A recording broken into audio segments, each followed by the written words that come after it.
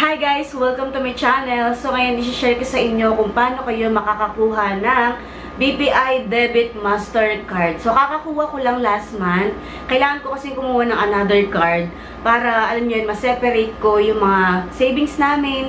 Gusto ko kasi magkaroon ng madaming debit card or savings account para nga, pang future, syempre. Ngayon, i-share ko sa inyo kung paano nga ba kayo makakakuha, ano yung mga kailangan ninyo, at magkano yung kailangan ninyo para makapag-start na kayong makapag-save sa BPI. Actually, meron na akong card sa BDO, savings account din yun, kaso parang gusto kong kumuha ng ibang card para nga, alam nyo yun, hati-hati yung savings namin. Hindi siya nakalagay sa iisang account lang. Bago ako nakapag-decide na kumuha ng debit card sa BPI, nag-search muna ako kung maganda nga ba talaga sa BPI. So, tinignan ko din kung ano yung mga bangko na maganda yung serbisyo, tapos kung good reviews din ba siya, gusto ba siya ng mga tao, ma-recommend ba siya. So madami naman. Actually, BDO and BPI usually yung pinagko-compare ng mga tao. So pumunta ako dun guys. Actually, meron na kasi akong account doon. Nagtrabaho kasi ako sa private company dati. Tapos sa BPI kami sumasahod. Kaso nga lang, sobrang tagal na daw. Tapos ibang branch pa lang napuntahan ko. Kailangan mag-open na ako ng bagong account. Since married na nga ako and single ako dun sa dati kong account. Ang dala ko lang noon guys, 2 valid IDs. As in 2 valid IDs lang. Hindi man nila ako kinuhanan ng payslip. Pero kung sakali man magdala na din kayo, ako 2 valid IDs. Tapos wala akong dalang photocopy. Doon na, sila na ang nag-photocopy doon. Tapos meron ka lang maliit na form na ipifill out. Tapos, yun lang. Mabilis lang. Tapos magbibigay ka lang ng 3,000 para sa maintaining balance. Tapos sila na din ang magdi-deposit. Kaya sasabihin ko lang sa inyo depende ito sa bangko o depende ito sa branch. Ako kasi sa BPI na Tanyedo dito sa amin sa Tarlac City ako kumuha. So, depende pa rin kung saang branch kayo kukuha. Kung nagtatrabaho kayo, magdala na kayong dalawang valid ID. Tapos, magdala na din kayo ng proof of income or payslip. Actually, nagdala ako ng payslip ko. Hindi naman na nila kinailangan. Tapos, hindi na din sila kumuha ng billing. Yung halimbawa, yung bill ng kuryente o kaya ng tubig, ng internet, ganun, para makonfirm yung address. So, ako naman, hindi na. Nga pala guys, hindi ko alam kung siguro dahil na teacher ako. Ang pinakita ko kasing ID that time, yung PRC ko, hindi ko sure kung yun na yung ginawa nilang basihan para bigyan ako ng debit card or para ma-approve ako agad or para mapabilis yung proseso ng pagkuha ko ng debit card. Kung estudyante ka naman, alam mo ba na student-friendly ang BPI? Yes, alam niyo magdala lang kayo ng COR at saka COE. Magpapirma lang kayo sa principal, halimbawa, high school kayo, magpapirma lang kayo sa principal. Katunayan na nag-aaral kayo o naka-enroll kayo sa school na yon. Tapos sa kolehiyo naman, kailangan nila ng COR. Yung COR naman, hindi na kailangan nyo ng pirma, diba? So, kailangan nyo lang pumunta sa kanila at dalhin yung mga students ID ninyo.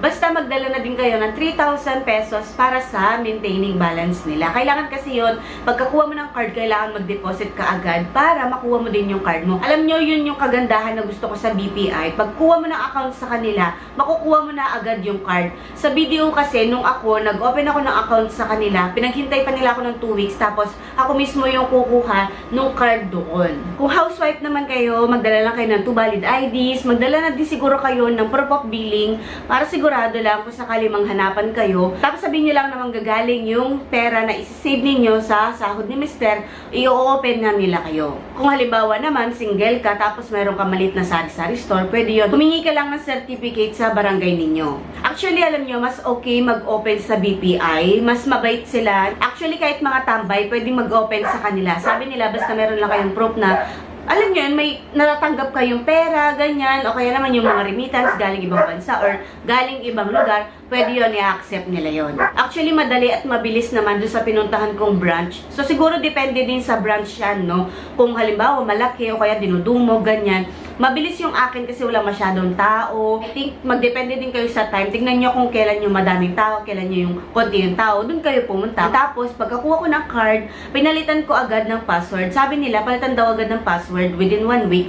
Kung hindi mo mapalitan, syempre, kailangan mo bumalik sa kanila para baguhin nila yung password or card mo. Nga pala, pagkakuha mo ng card, halimbawa, hindi mo siya masyadong ginagamit, kailangan nag-update ka sa 1 taon. Hindi pwedeng nakatenga lang siya ng 1 taon. Kailangan nagbabalance ka sa ibang bangko. Alam niyo yun, kinakaltas ng piso sa ibang bangko, diba? So, ano na yun? Count na yun as updating or na-update yung iyong card. Basta sa ibang bangko, kasi pag sa mismong bank nila, since wala nga kaltas, hindi siya count as ano yun, na-update. Tapos yung 3K mo doon sa savings account mo, kailangan hindi siya bumababa doon. Pag bumaba siya doon, nagdideduct din sila. Kaya ingat-ingat tayo. Kailangan 3K pataas yung pera natin.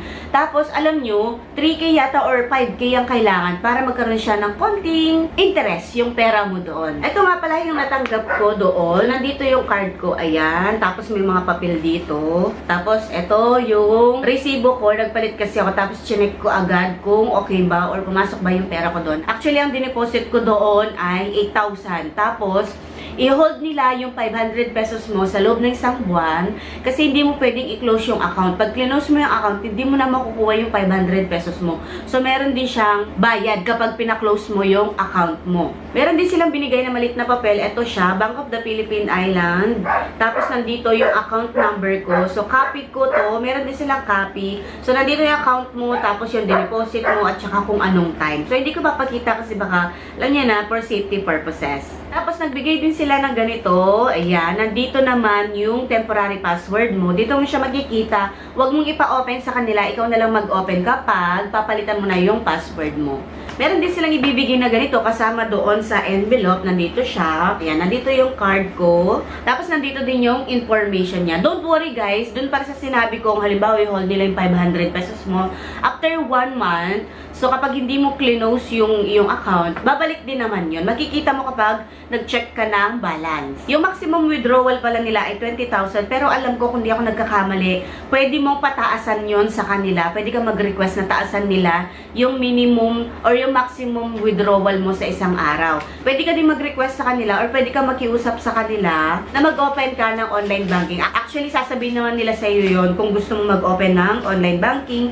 Kaso nga lang ako kasi guys, hindi na ako nagpa-open since natatakot nga ako. Baka kasi, alam nyo yun, manakawan ako ng pera. So, hindi ko kasi pinupulot yung pera, pinaghihirapan ko talaga. Kaya hindi na ako nagpa-open ng account sa kanila. Pero kayo, kung gusto ninyo, pwede naman. So, hindi ko na ipapakita yung card ko dito. Alam nyo, bago siya. Kasi meron akong dating lumang card ng BPI. Ibang-iba na yung tsura ng bagong BPI card nila ngayon. Isa pa sa nagustuhan ko ay pwede na daw mag-withdraw sa Robinsons ATM. Kasi sa amin dito, meron kami Robinson dito. Madalas doon kami nag-grocery. So, pwede ka na mag-withdraw doon. Parang ang BPI kasi nabili na niya yung Robinson. Parang ganun kasi yung pagkakasabi sa akin nung nag-assist sa akin. Tapos, isa pa sa rason kung bakit ko napili yung BPI. Madami silang bangko. Tapos, may mga ATM din. Malapit sa amin yung ibang bangko. Kaya, yun yung napili ko. Isa yun dapat sa rason kung bakit kayo kukuha ng account or ng card sa kanila, yung mga malalapit ang bangko para anytime kung sakali man magkaroon ng problema, wag naman sana, makakapunta ka agad kasi malapit siya. Tapos isa pa, yung madaming ATM machine. Yun yung mga rason kung bakit nagustuhan ko yung BPI. Tapos isa pa, pwede na kayong mag-deposit. May mga piling bangko na pwede na kayong mag-deposit sa labas.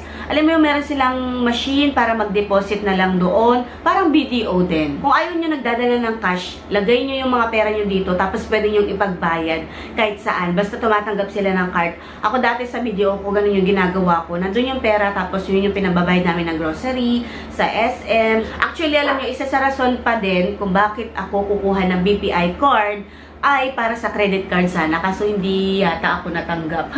Hindi kasi sila nag-chat. So, may isang buwan na.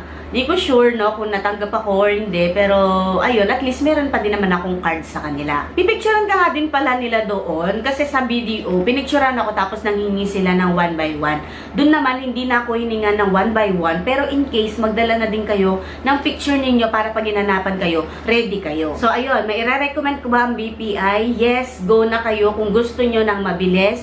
Wala ng hassle. Unlike sa BDO, hindi ko sinisiraan yung BDO. Meron akong card ng BDO. Kaso sa BDO kasi medyo maselan sila. Kailangan mo ng proof of income bago kanila pakuhanan ng card. Pero mas bet ko sa BPI, mabilis kumuha ng card. Go na kayo. So sana nakatulong itong video na to para sa mga gustong kumuha ng card. Go na para pang save ninyo, pang future purposes, para na din sa mga ayaw nagdadala ng cash. Thank you so much for watching. Sana nagustuhan nyo itong video na to. At kung nagustuhan nyo, please like this video, comment below para sa mga question ninyo. Kung sakali mang alam ko yung sagot, sasagutin ko. At syempre, huwag niyong kakalimutang mag-subscribe. Bye!